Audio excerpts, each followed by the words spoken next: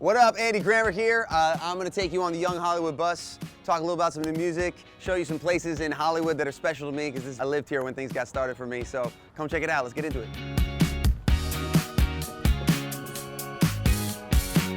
All right, I actually have performed for change and dollar bills on this specific street out here on Hollywood Boulevard. And this one's called Don't Give Up on Me. I will fight for you.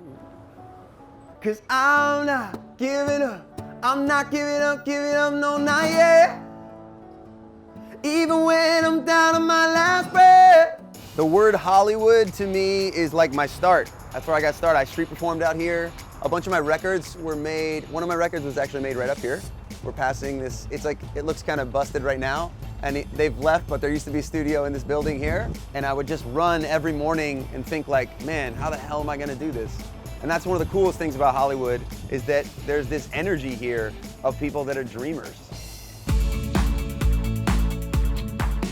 So we are here at the legendary Hollywood Boulevard. I've actually street performed out here before. And it was kind of crazy to go from street performing to then I was on Dancing with the Stars and we did this whole opening sequence where they shut down the street and we had like everybody dressed up like way too extra.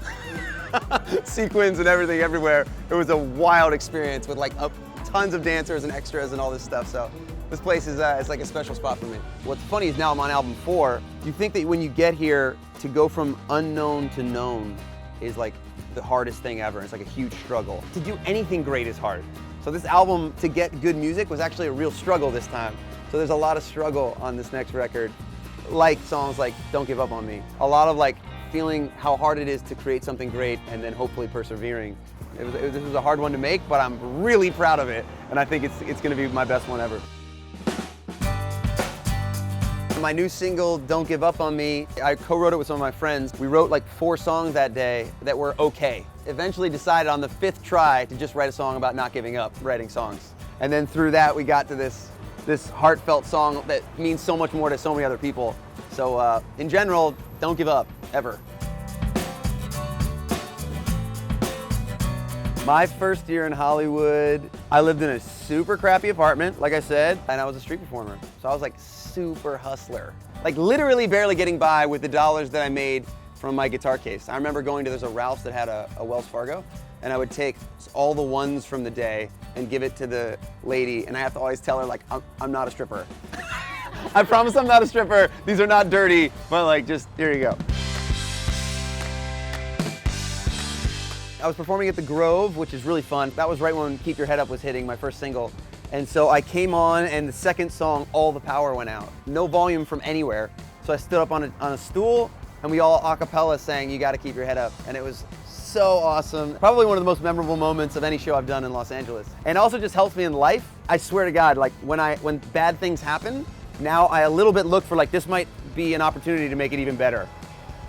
Which was kind of a cool lesson to learn. Gotta keep your head up, oh, and you can let your head down, hey, you gotta keep your head. So yeah, one of my first shows was at the Roxy, which is on Sunset. What's great about that is I used to go to the Roxy and street perform. So there would be acts playing at the Roxy and I would bring my little battery powered amp and play to the line. To me, it was just like anywhere, anyone that would listen, I'd be like, oh, I got my amp. It just happened to have my amp here. Let's set up, let's do this. Sunset Strip in general has like this history of like a rock and roll heyday. I worked at the Viper Room for a while. I would book acoustic acts, and that's where I kind of like cut my teeth, figure out how to book a bunch of acts, and then throw myself on the night.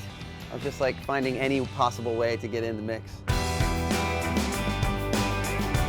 So I think we just passed, Cahuenga. There's a place called Hotel Cafe here, which has incredible music. It's kind of like one of the good listening rooms in Los Angeles for singer-songwriters and just great musicians.